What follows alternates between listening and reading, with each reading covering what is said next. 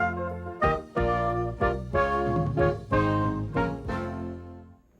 welcome back to Coffee Break, and our final guest, Joan Habschmidt, and she's the owner of Westside Workout, which is a Pilates studio, and she's the director of Slim Within, which is is it a weight reduction program, or after you lose it, then you stay slim?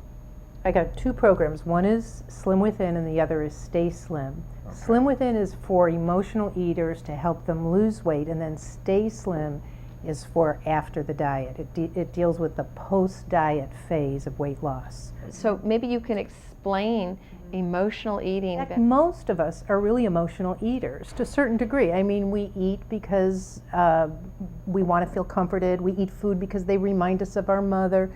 So there is an emotional component to food.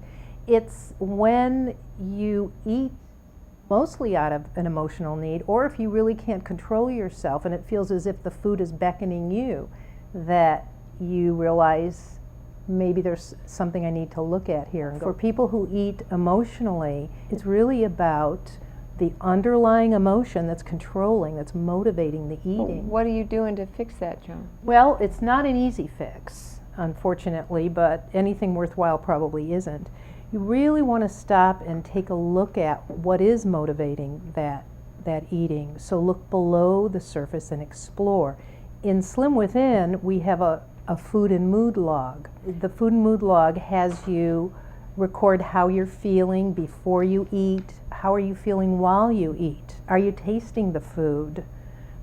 And then how do you feel afterwards? So once you become more aware of your emotions before, during, and after, you have an opportunity then to become more of an objective observer. People like diets because they give you some structure, they give you rules, and it feels very safe. And they work because you do lose weight. The problem is, once the diet is over, you're on your own, essentially. So now you don't have those rules anymore, or the structure. Then it's your job to find that within yourself, and that's very, very difficult, because your issues with food are not going to go away as easily as the pounds did.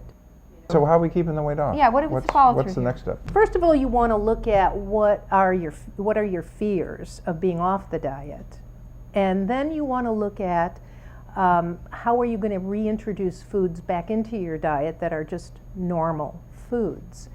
And you want to eat consciously. So you might ask yourself, if you're craving something like a chocolate brownie, you haven't eaten it in 2 months since you've been on the diet, you want to get a little bit of control ahead of the actual eating. Ask yourself, do I want to eat this because I really want to taste it and savor it? Will I be able to taste it? Will I be able to stop when I'm satisfied?